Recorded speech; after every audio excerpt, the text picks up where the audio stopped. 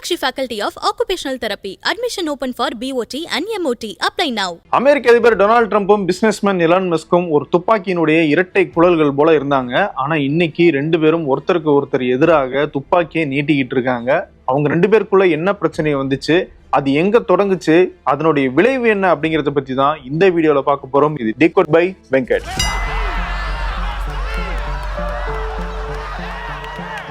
Elon Musk ஒரு தொழிலதிபர், அது எல்லாருக்கும் தெரிஞ்சதுதான். ஆனா அவர் ஒரு தீவிர வலதுசாரி ஆதரவாளராக இருந்தாரு. தொடர்ந்து ட்ரம்ப்புக்கு தன்னுடைய ஆதரவு சொல்லிட்டே இருந்தார். ஆனா எப்போ அதிபர் தேர்தலுக்கான அந்த எலெக்ஷன் கேம்பெயின்ல ட்ரம்ப்பை நோக்கி துப்பாக்கிச்சூடு நடத்தப்பட்டுச்சோ, அவர் காதில் ஒரு காயம் ஏற்பட்டுச்சு இல்லையா, அந்த சம்பவம் நடந்ததுக்கு பிறகு நான் முழு மூச்சாக ட்ரம்ப்புக்கு நான் சப்போர்ட் பண்ணுவேன்னு சொல்லி எலான் மஸ்க் தேர்தல் களத்துல இறங்கினாரு. ட்ரம்ப்புக்கு ட்விட்டர் மூலமாகவும் களத்திலையும் சரி தீவிரமாக ஆதரவு திரட்டினாரு. அது மட்டும் இல்ல, 290 மில்லியன் அமெரிக்க டாலர்களை ட்ரம்ப்புக்கு டொனேஷனாக கொடுத்தாரு அந்த தேர்தலில். அப்பத்துல இருந்து இவங்களுடைய நெருக்கம் அப்படிங்கிறது ரொம்ப அதிகமாச்சு. அதனுடைய பயனை எலான் மஸ்க் ட்ரம்ப் அதிபரானதுக்கு பிறகு அனுபவிக்க ஆரம்பிச்சார். ட்ரம்ப் அதிபரானதுக்கு பிறகு தேவையற்ற அரசு செலவுகளை குறைப்பேன் அப்படின்ற முதல் முடிவை எடுத்தாரு. அதன் அடிப்படையில் டாஜி அப்படிங்கிற ஒரு அமைப்பை உருவாக்குனாரு. அதனுடைய விரிவாக்கம் டிபார்ட்மெண்ட் ஆஃப் கவர்மெண்ட் எஃபிஷியன்சி அப்படிங்கிறது. அதனுடைய தலைவராக எலான் மஸ்கை நியமிக்கிறதாக அறிவிச்சாரு. அப்பவே உலகம் முழுக்க சர்ப்ரைஸாக பார்க்கப்பட்டுச்சு. ஏன்னா டொனால்ட் ட்ரம்ப் அதிகாரத்துக்கு வர்றதுக்கு எலான் மஸ்க் உதவி இருக்கலாம், ஆனா அதுக்காக அவரை நேரடியாக அரசு நிர்வாகத்திலே கொண்டு வரதா அப்படின்னு சொல்லி அவருடைய சொந்த கட்சியான ரிப்பப்ளிக் கட்சியிலே விமர்சனங்கள்லாம் எழ ஆரம்பிச்சிச்சு. அந்த அளவுக்கு எலான் மஸ்க்கு முக்கியமான இடத்தை கொடுத்தாரு டொனால்ட் ட்ரம்ப். ரஷ்ய அதிபரோட பேசினாலும் சரி, உக்ரைன் அதிபரோட பேசினாலும் சரி, மற்ற நாட்டு தலைவரோட பேசினாலும் சரி, அப்போ கூடவே எலான் மஸ்க்கும் அந்த இடத்துல இருந்தாரு. அந்த அளவுக்கு ட்ரம்பினுடைய ஆட்சியில ஒரு முக்கியமான இடம் எலான் மஸ்க்கு கொடுக்கப்பட்டுச்சு. எலான் மஸ்க் ஒரு ஸ்மார்ட்டான கை, அதனால அவர்கிட்ட இந்த பொறுப்பை கொடுக்கறதுல நான் பெருமிதம் அடைகிறேன் அப்படின்னு சொல்லி ட்ரம்ப் பேசினாரு. அதன் அடிப்படையில எலான் மஸ்க் என்ன பண்ணாரு, ஆயிரக்கணக்கான அரசு ஊழியர்களை பணியில இருந்து நீக்கினாரு. காரணம், இவங்களுடைய பணிகள் எல்லாம் தேவையில்லாதது, இதன் மூலமாக அரசினுடைய செலவு குறைக்கலாம் அப்படின்னு சொல்லி அவங்களை எல்லாம் வீட்டுக்கு அனுப்பினாரு எலான் மஸ்க். அது மட்டும் இல்ல, யுஎஸ்ஏட் அப்படின்னு சொல்லப்படுற பல்வேறு நாடுகளுக்கு பல்வேறு திட்டங்களுக்காக அமெரிக்கா கொடுத்துக்கிட்டு இருக்கிற அந்த நிதி உதவி அப்படிங்கிறதையும் நிறுத்தினாங்க. கிட்டத்தட்ட இப்ப யுஎஸ்ஏட் டிபார்ட்மெண்ட் அப்படிங்கிறது செயலிழந்து இருக்கு அப்படின்னு நம்ம சொல்லலாம். எலான் மஸ்க்கு ட்ரம்ப் கொடுக்குற இந்த இடத்தை விமர்சிக்கிற வகையில எதிர்கட்சியான டெமோக்ராட்டிக் கட்சி பிரசிடென்ட் எலான் அப்படின்னு கூப்பிட ஆரம்பிச்சாங்க. அந்த அளவுக்கு எலான் மஸ்க் இதுல பவர்ஃபுல்லா இருக்காரு அப்படிங்கிற விமர்சனத்தை அவங்க வச்சாங்க. டொனால்ட் ட்ரம்ப் பதவியேற்று 4 மாதங்கள் தான் முடிஞ்சிருக்கு. ஆனா இந்த 4 மாதங்கள்ல பல்வேறு மாற்றங்கள் அங்க அமெரிக்காவில் நடந்துருச்சு. இதுக்கு இடையில டொனால்ட் ட்ரம்ப்புக்கும் மஸ்குக்குமான அந்த உறவு அப்படிங்கிறது சுமூகமாக தான் இருந்துச்சு. ஆனா கடந்த சில வாரங்கள்ல அது சுமூகமாக இல்லை அப்படிங்கிற செய்திகள்லாம் வர தொடங்குச்சு. ட்ரம்ப்புக்கும் மஸ்குக்கும் பல முடிவுகள் எடுக்கிறதுல முரண்பாடுகள் இருந்துச்சு. அது அவங்களுக்குள்ள ஒரு வாக்குவாதமா மாறுச்சு அப்படிங்கிற தகவல்கள் எல்லாம் வெள்ளை மாளிகை தரப்புல இருந்து அப்பப்போ செய்திகளாக வெளியே வந்துகிட்டே இருந்துச்சு. அதன் தொடர்ச்சியா டாஜி அப்படிங்கிற அந்த குழுவினுடைய தலைவர் பதவியில இருந்து வெளியேறதாக மஸ்க் அறிவிக்கிறாரு. ஆனா அது கருத்து முரண்பாடுக்காக நான் வெளியேறேன் அப்படின்னு சொல்லல, என்னுடைய பணி முடிஞ்சிருச்சு, இதுக்கப்புறம் டொனால்ட் ட்ரம்ப் அது இன்னும் சிறப்பாக கொண்டு போவார் அப்படிங்கிற நம்பிக்கை இருக்கு அப்படின்னு ஒரு பாசிட்டிவ் நோட்டோட தான் அதுல இருந்து வெளியே வந்தார். ஆனா அவர் வெளியே வந்ததுக்கான காரணம் என்ன அப்படிங்கிறது பின்னாடிதான் தெரிய வந்துச்சு. மஸ்குக்கும் ட்ரம்ப்புக்கும் இடையில பிரச்சனை வர்றதுக்கான முக்கியமான காரணமாக இருந்தது the one big beautiful bill. இப்படிலாம் சட்டத்துக்கு பேர் வைப்பாங்களா? ஆனா டொனால்ட் ட்ரம்ப் பேர் வச்சிருக்காரு. ஒன் பிக் பியூட்டிஃபுல் ஆக்ட் அப்படிங்கிற அந்த சட்டம் தான் இவங்க ரெண்டு பேருக்குள்ள பிரச்சனை ஏற்படுறதுக்கான காரணம். அந்த சட்டம் என்ன அப்படிங்கறத முதல்ல பாத்திரலாம். டாக்ஸ் கட் தான் இந்த சட்டத்தினுடைய முக்கியமான பலன்னு சொல்றாரு டொனால்ட் ட்ரம்ப். ஒவ்வொரு அமெரிக்க குடிமக்களுடைய பாக்கெட்டுக்கும் $5000 திரும்பி செலுத்தப்படும் அப்படின்னு சொல்றாரு டாக்ஸ் கட் மூலமாக. அதாவது அவர் சொல்ல வருது டாக்ஸ் பேயர்ஸுக்கு. அதை எப்படி செயல்படுத்துறோம்னா, இப்ப டிப்ஸாக கிடைக்கிற தொகை, ஓவர் டைம் பாக்குறதுனால கிடைக்கிற சம்பளம், இதற்கெல்லாம் இன்கம் டாக்ஸ்ல வரி பிடித்தம் செய்யப்படுது. அதையெல்லாம் நீக்க போறதாக சொல்லியிருக்காரு.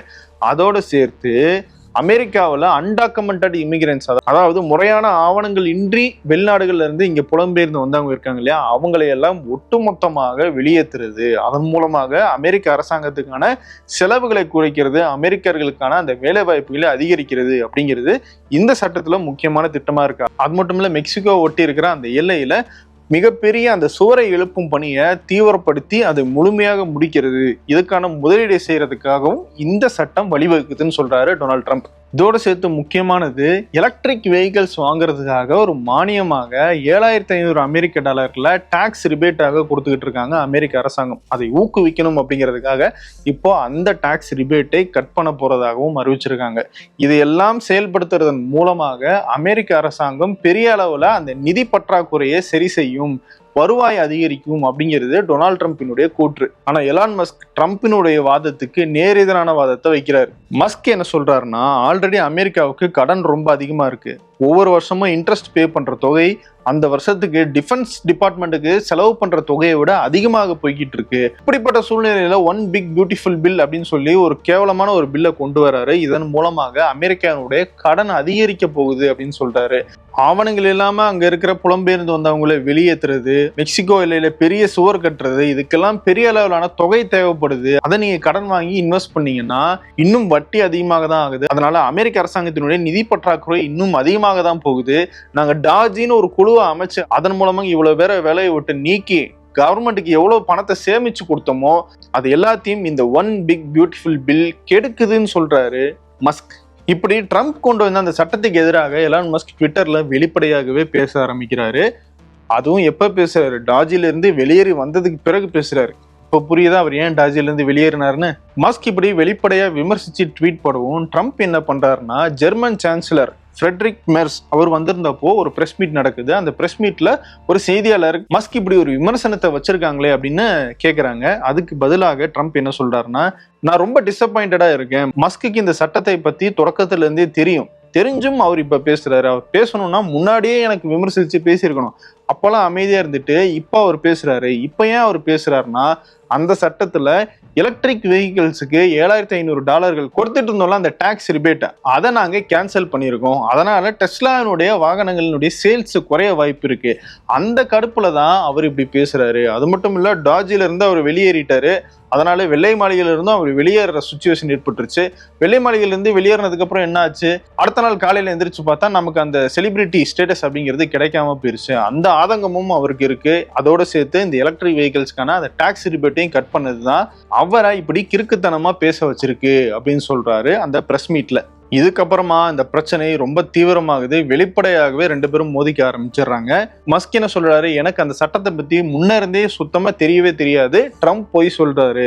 அது மட்டும் இல்ல, எலக்ட்ரிக் வெஹிக்கிள்ஸுக்கு அந்த $7,500 டாக்ஸ் ரிபேட்டை கட் பண்ணுங்கன்னு சொல்லி நான் 2021 இருந்தே சொல்லிக்கிட்டு இருக்கேன். அதனால இந்த $7,500 கட் பண்ணதான் என்னை கோவப்படுத்திருச்சு அப்படின்னு சொல்றதுல எந்த விதமான லாஜிக்குமே இல்லைன்னு சொல்லிட்டு ட்விட்டர்ல அவர் முன்னாடி பேசின விஷயங்கள், ஊடகங்கள் வெளியான நியூஸஸ் எல்லாத்தையும் இப்ப எடுத்து ஷேர் பண்ணிட்டு இருக்காரு எலான் மஸ்க். நான் இல்லைன்னா டொனால்ட் ட்ரம்ப் அதிபர் ஆகியிருக்க முடியாது. டெமோக்ராட்டிக் சார்பில் கமலா ஹாரிஸ் தான் அங்க ஜெயிக்கிற மாதிரி இருந்துச்சு. நான் $2,900 மில்லியன் கொடுத்து இவருக்காக பிரச்சாரம் பண்ணதுனாலதான் ட்ரம்ப் ஜெயிச்சாரு. அமெரிக்க செனட் சபையிலையும் ரிப்பப்ளிக் கட்சிக்கு மெஜாரிட்டி கிடைச்சிது. அதுக்கெல்லாம் நன்றியே இல்லாம செயல்பட்டுக்கிட்டு இருக்காரு டொனால்ட் ட்ரம்ப் அப்படின்னு மஸ்க் வெளிப்படையாகவே அடிக்க ஆரம்பிக்கிறாரு. அதையெல்லாம் தாண்டி மிகப்பெரிய குண்டு ஒன்னையும் போட்டிருக்காரு. எப்ஸ்டீன் ஃபைல்ஸ் அப்படிங்கிற ஒரு முக்கியமான ஆவணத்துல ட்ரம்பினுடைய பேரும் இருக்கு, அதனாலதான் அதை மறைக்க பாக்குறாங்க அப்படிங்கிற ஒரு குண்டை தூக்கி போட்டிருக்காரு. அது என்ன எப்ஸ்டீன் ஃபைல்ஸ் இப்ப பார்க்கலாம். ஜெஃப்ரி எப்ஸ்டீன் அப்படிங்கிற ஒரு நபர் மேல தொடுக்கப்பட்ட வழக்கு தான் எப்ஸ்டீன் ஃபைல்ஸ் அப்படின்னு சொல்லப்படுது. அவர் மேல என்ன வழக்கு தொடரப்பட்டுச்சுன்னா, குழந்தைகளை கடத்தி அவங்கள பாலியல் வர்த்தகத்துல ஈடுபடுத்துறது அப்படிங்கிறது தான் அவர் மேல இருக்கிற பெரிய குற்றச்சாட்டு. இதுல பாதிக்கப்பட்ட குழந்தைகள், அவருடைய பெற்றோர்கள்னு ஏகப்பட்ட பேருனுடைய வாக்கு மூலங்கள், ஆதாரங்கள், சிசிடிவி காட்சிகள், வீடியோ ஃபுட்டேஜஸ்னு ஏகப்பட்ட ஆதாரங்களை திரட்டி இந்த எப்ஸ்டீன் ஃபைல்ஸ் அப்படிங்கிறது உருவாக்கப்படுது. இந்த ஃபைல்ஸ் நீதிமன்றத்துல தாக்கல் செய்யப்பட்டாலும் அதுல ஒரு பகுதி மட்டும் இன்னும் வெளியுலகத்துக்கு வெளிப்படையாக காட்டப்படவில்லை. மீதி பகுதியெல்லாம் வெளியுலகத்தால ஆக்சஸ் பண்ண முடியுது. ஏன் அதை ரகசியமாக வச்சிருக்காங்க அப்படின்னா, அதுல டொனால்ட் ட்ரம்பினுடைய பேரும் இருக்கு அப்படிங்கிறாரு எலான் மஸ்க். இந்த ஜெஃப்ரி எப்ஸ்டீன் அப்படிங்கிறவர் 2019 சிறையில இருக்கும்போது தற்கொலை செஞ்சு உயிரிழந்துட்டாரு. அவர் தற்கொலை தான் செஞ்சாரா அப்படிங்கிறதுலயுமே அங்க சர்ச்சை இருக்கு. ஆனால் அவர் உயிரிழந்துட்டாரு அப்படிங்கிறது ஒரு விஷயம். இன்னொன்னு, இந்த எப்ஸ்டீன் வழக்கு அப்படிங்கிறது இன்னும் முடிவடையல. இதுல சம்பந்தப்பட்ட இன்னும் பலர் மேல இந்த வழக்கு இருக்கு. அது இன்னும் நடந்துகிட்டு தான் இருக்கு. சரி, எப்ஸ்டீனோட எப்படி ட்ரம்பை தொடர்பு படுத்துறாங்க அப்படின்னு பார்த்தா, 1990 இருந்து 2000 வரைக்கும் டொனால்ட் ட்ரம்ப்பும் ஜெஃப்ரி எப்ஸ்டீனும் க்ளோஸா இருந்திருக்காங்க. பல்வேறு பார்ட்டிகள்ல அவங்க ரெண்டு பேரும் ஈடுபட்டிருக்காங்க. அது மட்டும் இல்ல, டொனால்ட் ட்ரம்ப் எப்ஸ்டீனை பத்தி பேசும்போது பெண்கள் மேல எனக்கு இருக்கிற அதே டெஸ்ட் தான் எப்ஸ்டீனுக்கும் இருக்கு அப்படிங்கிற மாதிரியான ஸ்டேட்மெண்ட்ஸ் எல்லாம் கொடுத்திருக்காரு. ஸோ அந்த அடிப்படையில டொனால்ட் ட்ரம்ப்புக்கும் எப்ஸ்டீனுக்கும் ஒரு நெருக்கம் இருந்திருக்கு. அவருக்கும் இந்த எப்ஸ்டீன் ஃபைல்ஸ்ல தொடர்பு இருக்குன்னு எலான் மஸ்க் இப்போ ஒரு குண்டை தூக்கி போட்டிருக்காரு. இப்படி ஒரு குண்டை தூக்கி போட்டா ட்ரம்ப் சும்மா விடுவாரா?